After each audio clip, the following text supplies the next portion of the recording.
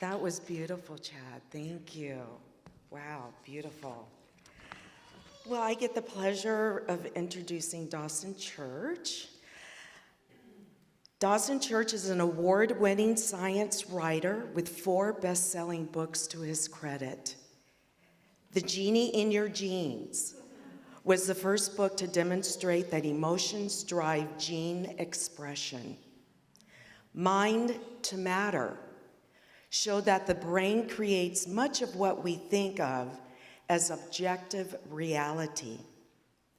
Bliss Brain demonstrates that peak mental states rapidly remodel the brain for happiness. Spiritual Intelligence maps the neuroscience of awakened states of consciousness. Dawson founded the Veterans Stress Solution, which has offered free treatment to over 20,000 veterans with PTSD.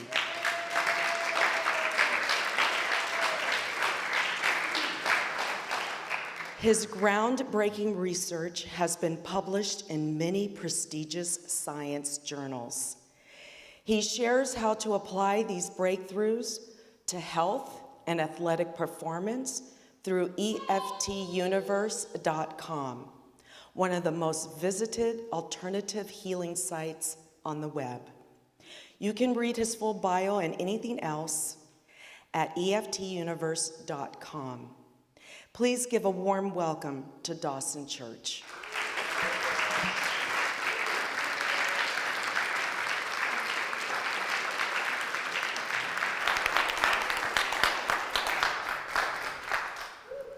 Debbie, thank you so much. It's great to be back here at Unity again. And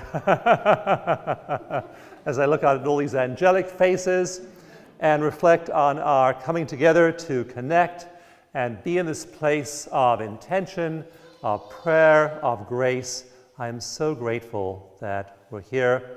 We're in our bodies, we're these souls that are manifesting as physical bodies and doing what we can, having the thoughts we have, having the hearts we have, and bringing them together in community today.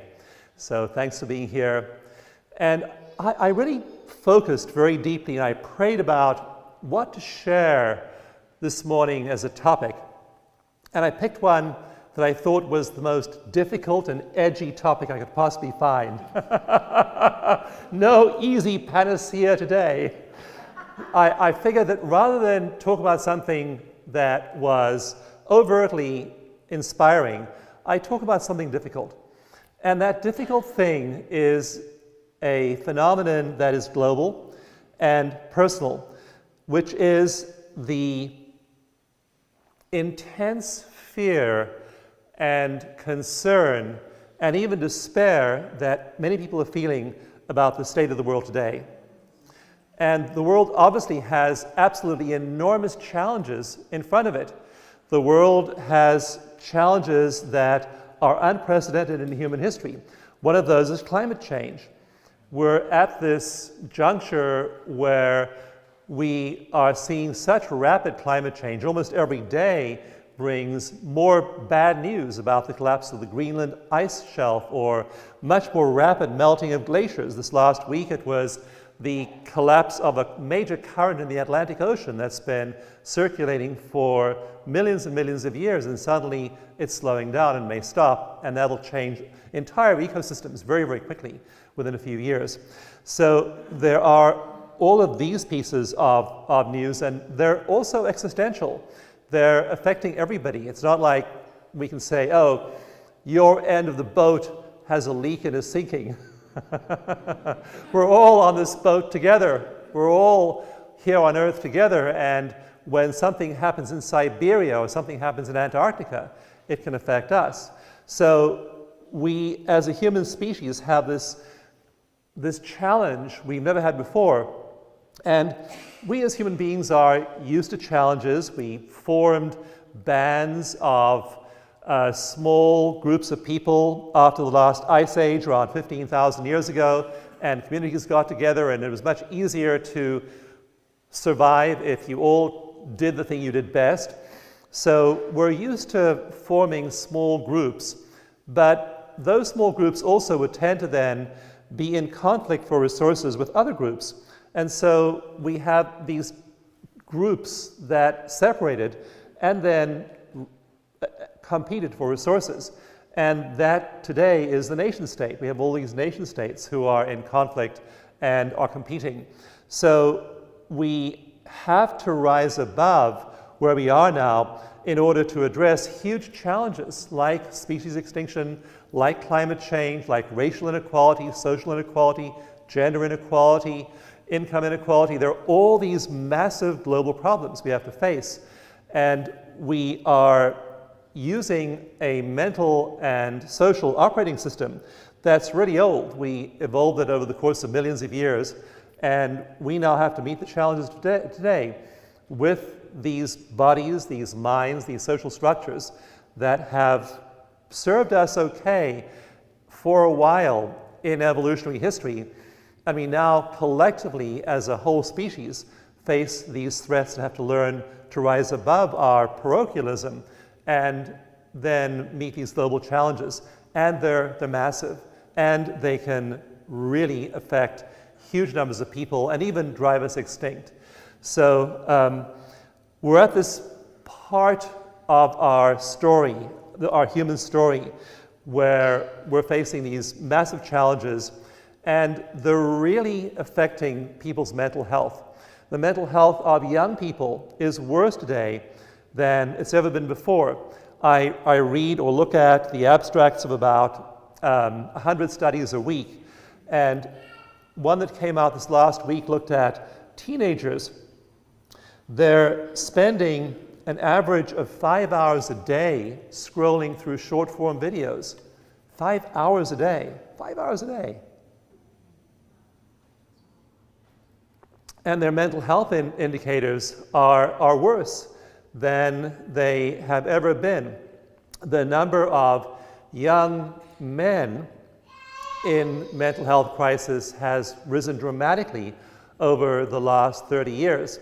And we measure things like anxiety and depression and PTSD and psychological trauma. And the research shows that the number of young men who are at the lowest level of depression, and the word that is used to characterize this as despair. They're not just depressed, they're utterly despairing. The number of young men in that category over the last 30 years has doubled. Young men, these men in their 20s, and they're in despair, and the number of them has doubled in the last 30 years. The number of young women in despair has tripled in the last 30 years. So people who are at these times of their life when they should be optimistic and looking for the future, looking forward to the future, and moving forward with their lives instead are so captured by the negativity in the media and the society and their community that they're sucked down into depression or even despair. People who are older are also not doing so well. And I talked to a man in his 80s, late 80s recently. I hope this isn't a sacred box that I can't put a bottle of water on, but if it's, I'm sure I'll be forgiven. And this guy was in his 80s, and he was saying, the world's in worse shape than I've ever seen it before. I was thinking, wow, buddy, you fought in Vietnam. You were there, you were 10 when the Korean War broke out. You were there for the Cuban Missile Crisis. You were there through Kent State. You were there when, now we think mortgages are expensive at 6%. Well, in 1979, they were at 22%. You lived through all this stuff, and you're telling me today it's worse for you. You think the world is in worse shape than ever before. And that may or may not be objectively true, but that is his perception, and that's many people's perception. So what do we do when there's this drumbeat of negative news, when we look at our phones and we find that there are these stories, endless stories, that are assaulting us of all the things that are wrong? It's often hard to maintain our optimism and our positive outlook when we're faced with all this negative information. One of the concepts from medicine, I've been involved in a lot of clinical trials, and we study people with anxiety, depression, PTSD, physical pain, and other conditions. And my most exciting research is on the biology of the human body. We measure things like cortisol, your master stress hormone. Cortisol, when you have high cortisol, when you're stressed, because every thought you have that is stressing you out isn't just an abstract thing in your mind. It is translated by your body into a biochemical signal. It tells your HPA axis and then your adrenal cortex in your adrenal glands to make cortisol. And so your cortisol goes up. I measure people's cortisol in some experiments, and they're sitting there in a nice conference room in a hotel, and their cortisol levels are sky high. You think that they were being chased by T-Rex in the jungle. I mean, based on how high their cortisol is. They're so stressed, they have nothing objectively to fear, and yet they're so stressed. And so we see people being so incredibly stressed, and that translates itself into their cellular biochemistry. And so we look at these analogies from medicine and psychology, and one of the ones that I focus on is there's a concept in medicine called allostatic load. And that means that there's too much of a pathogen or a toxin for your system to handle. And our systems are really, really good at handling the bad stuff. Like our ancestors lived through all kinds of challenges, and you have an absolutely amazing immune system in your body. And so it's fall, it's winter, there are colds and flus and viruses and all these things circulating in the air, but you don't get sick that often. You may get sick once or twice a season. So we have this ability to fight off these pathogens and toxins. We have molecules we can measure in our sinuses, our ears, our mouths, our eyes that fight off all of these adverse assaults on us. And so we're generally good. Our bodies are generally really good at dealing with toxins and pathogens. But if there's too many of them, our immune system collapses. And an analogy I used, my wife Christine used to be an art teacher, and I said if there's a teacher and her class is sick, she's teaching a bunch of second graders, and there are 30 kids in the room, and 10 of them have a nasty bug. 10 of them are sick. 10 of the 30 are sick. A third of the class is sick. But she doesn't get sick because her immune system's strong. But when the 11th kid gets sick, that slight increase in allostatic load overwhelms her immune system and she gets sick. So we can deal with a lot of adversity. Our bodies can deal with a lot of adversity. Our minds, our spirits, our beings can deal with all kinds of adversity until it gets too much. And when it gets too much, we collapse. And that's what had happened to this 80-something-year-old guy. He just had reached the point where even though he lived through far worse, I mean, Vietnam and Korea and the Cuban Missile Crisis and the savings and loan scandal and all of these adversities, he was just collapsing under the weight of all the bad news, under the weight of all of the challenges of today. And so that's what it feels like sometimes, that there's just too much. We pick up our phones, we look at the news, and there's just too much coming at us. So what do we do when we're in those circumstances? How do we cope with this world where there's so much going on that is adverse? Now, the first thing that we need to focus on is internal resilience. In my books, in Bliss Brain, in Spiritual Intelligence, I talk about the 4 circuits of the Enlightenment Network. And we have this network of regions in our brain that predisposes us to resilience, that predisposes us to love, it predisposes us to connection with a higher power. We have all this going on in our brains and bodies already, and people who have access to their spiritual intelligence are resilient. They are in the same adverse world as we're in. Like, think about Mohandas Gandhi, one guy in the middle of India, and the British have ruled India for a century, and he's saying, no, we want independence. He had unbelievable adversity. Martin Luther King had unbelievable adversity. Mother Teresa faced unbelievable adversity. Many of these people we revere as icons of spiritual intelligence. They did not have it easy. In fact, they had it really, really hard. And they had this internal power to withstand it. So spiritual intelligence gives us resilience. And that's the thing to focus on first, being a resilient person. As the pressure increases on you from the outside world, from the bad news, from adverse circumstances, you want to have internal pressure to meet it. So there's outer pressure on your psyche, on your nervous system, on your emotions. You want to develop the internal power to meet that. And that's what these people did. Mohandas Gandhi, this one man in the middle of a massive continent with this immovable system. And it changed. It changed.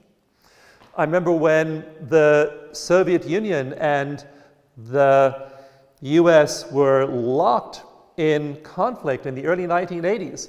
I was protesting in 1982 on June 12th in New York City, where I lived at the time. And it just seemed so futile to be protesting in Central Park against the USSR and Yuri Andropov on the one hand, Ronald Reagan, the US president, locked in this game of saber rattling and nuclear brinkmanship. And we were terrified. Most of my friends were saying, we never want to have kids. We don't want to bring kids into a world where nuclear annihilation is only an instant away. And so the world was at this crisis point then. And after that day's protests, George Shultz, who was Secretary of State, went on national TV that night and said, the June 12th protests in Central Park will have no impact whatsoever on American policy toward the Soviets. We were locked in this conflict. We're going to stay there. And that was the official line. Well, within a year, Ronald Reagan was negotiating the START Treaty to reduce nuclear weapons. Who knew? You know, this guy had been the big saber rattler. Shifted, the whole policy shifted.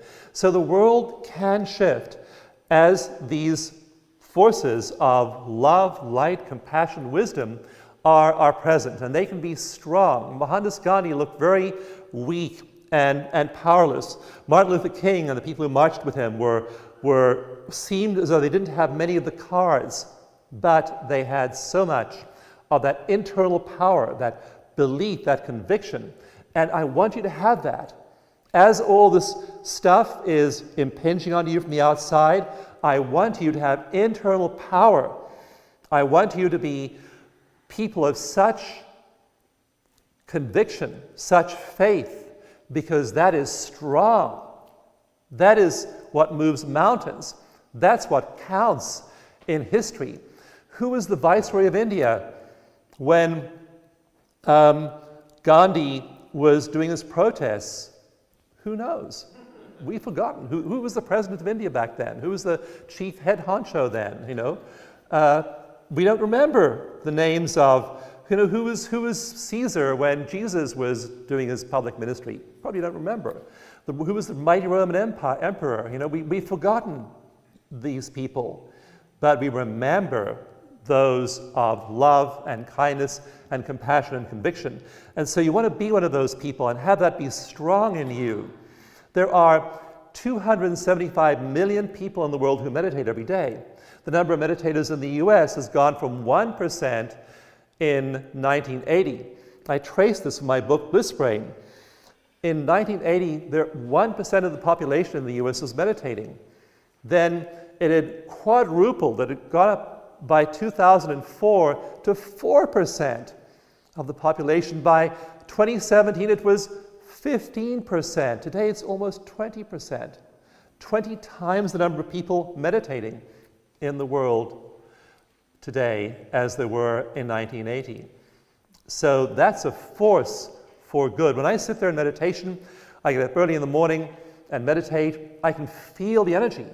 I sit there, I said to myself, I tune in to the infinite, I tune into something greater than myself, and I feel the light and the radiance and the power of the 275 million people also doing this in the world.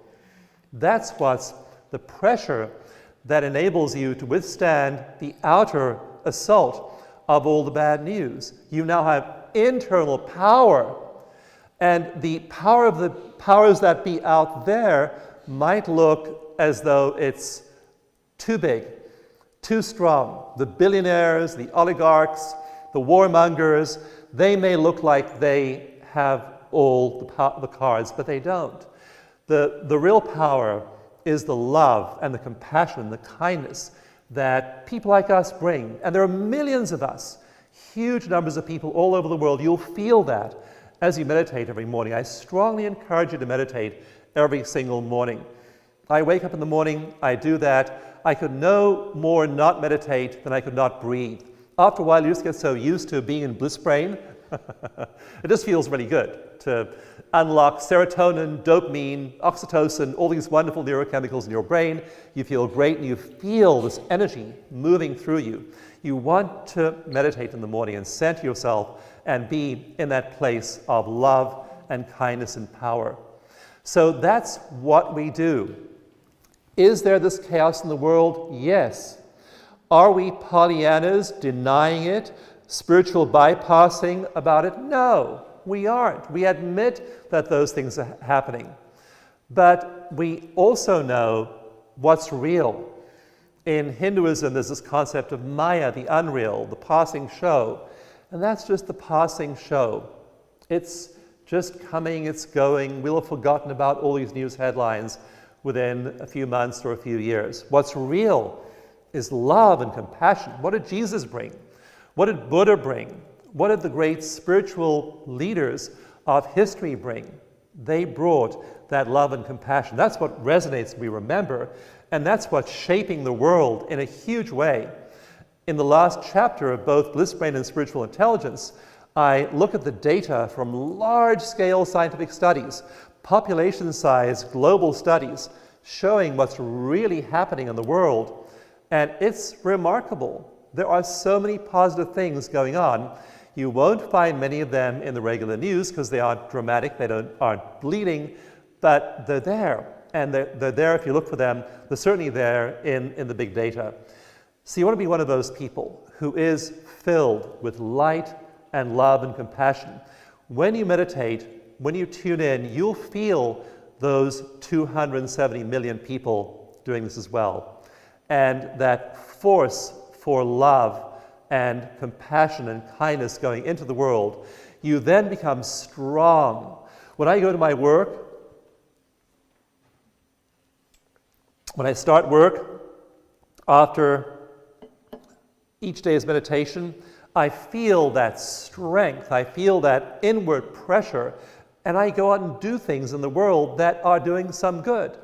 I'm not able to do everything, but I can do a little thing every day. And I can be a presence that is kind and good. When I feel like being irritable and mean, I just make a different choice. When I'm feeling out of sorts, I just choose to breathe and pray and then shift myself and then act differently and express differently into the world. So we're making those choices every day. And then not only are you that person, that pressure inwardly, you are that pressure outwardly. In spiritual intelligence, I talk about the research showing this. First of all, the light shines inwardly. We feel the inner light. We feel this inner radiance as we connect with the all it is. But after a while, we can't stop it from expressing all around us. We woke up to get breakfast, which I did at the supermarket this morning, and you just smile at the clerk. Why? You don't need a reason why. Sometimes my wife and I take a walk in the park, and someone will walk by us, and I'll wave and say, "Hi." And she'll say, "Dawson, do you know that person?" And I'll say, "No, I don't." But why not, you know? Why not just smile and be radiant, whoever you're with? So that's what we can do and be. And as we develop that internal pressure, as we are channels for grace and kindness and love and consideration and joy, then it just starts to burst out all around us and it starts to change the world. So I'll leave you with one last saying from one of my heroes, Margaret Mead. And Margaret Mead said, never think that a small group of dedicated people cannot change the world. And that's you, that small group of dedicated people. Never think that a small group of dedicated people cannot change the world. It is the only thing that ever has. It is the only thing that ever has.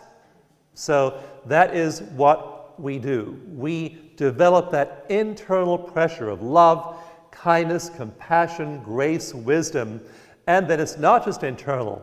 It just bubbles up all around us, and we fill the world around us with joy. So we'll move now to meditation. We'll internalize this. We're going to use a form of meditation called eco-meditation. You can just download that online. It's free all over the place. If you want to use it in your regular meditations, we'll use these techniques, and we'll feel these shifts happening, and we'll develop this internal strength and energy as we tune in to all those people, those 275 million people who are meditating today. Start by feeling your feet on the ground.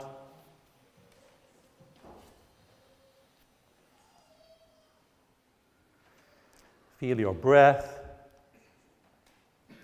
and the natural flow in and out of your breath.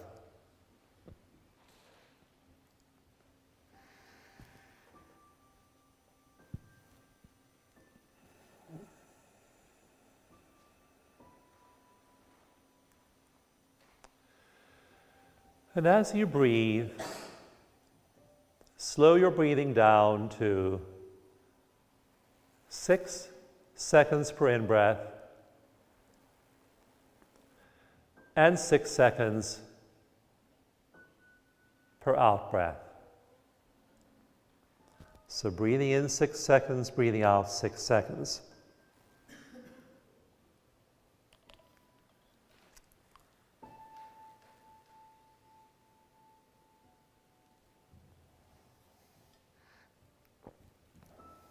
And feel your breath moving in and out through your heart.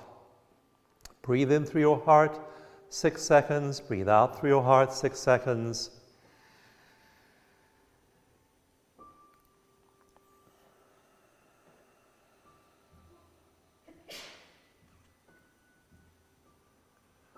And as you breathe in and out through your heart,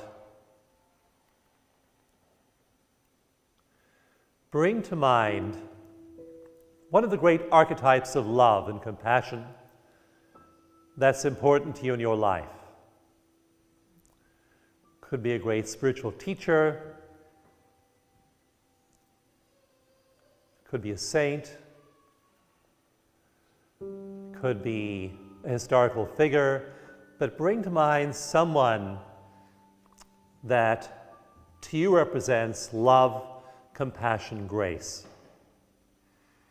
as you breathe in and out through your heart.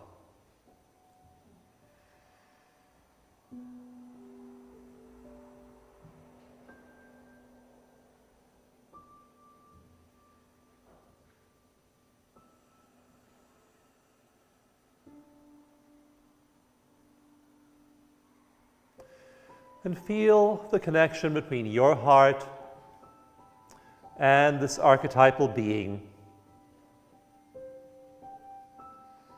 as you breathe in, as you breathe out.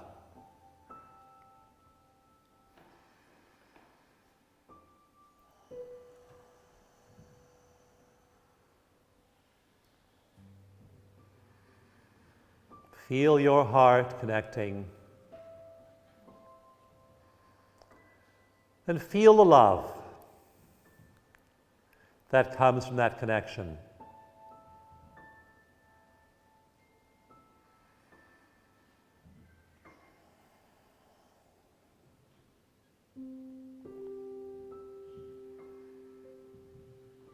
Feel the breath, feel the love, feel the heart connection.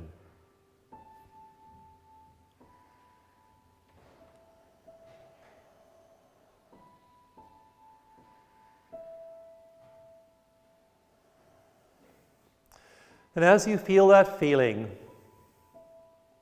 tune in to the millions of people of goodwill feeling these feelings of connection, compassion, oneness,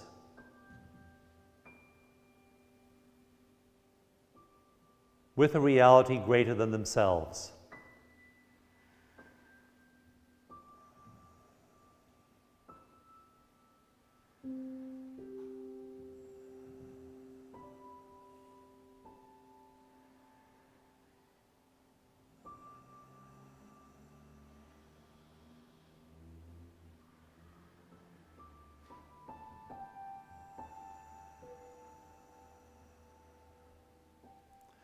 Feel your connection. Feel the intensity of the love and compassion in the world right now. Hundreds of millions of people tuned in to what's real, what's enduring, what'll be here in 10,000 years once all the upheavals of the moment are gone. What was here thousands of years ago, what will be here thousands of years from now, the reality of love, kindness, connection, beauty, wisdom, truth, grace.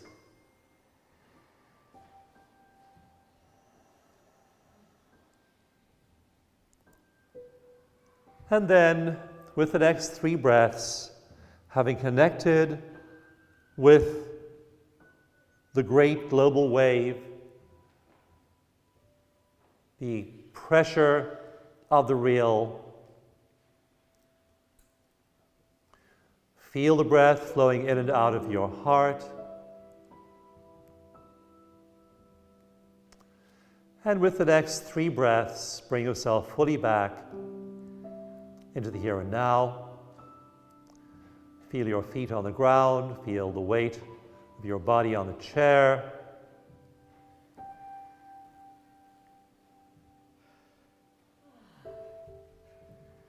Feel how good it feels to connect with the real, and that pressure, internal reality, the light shining through each of us. That's why we all came here.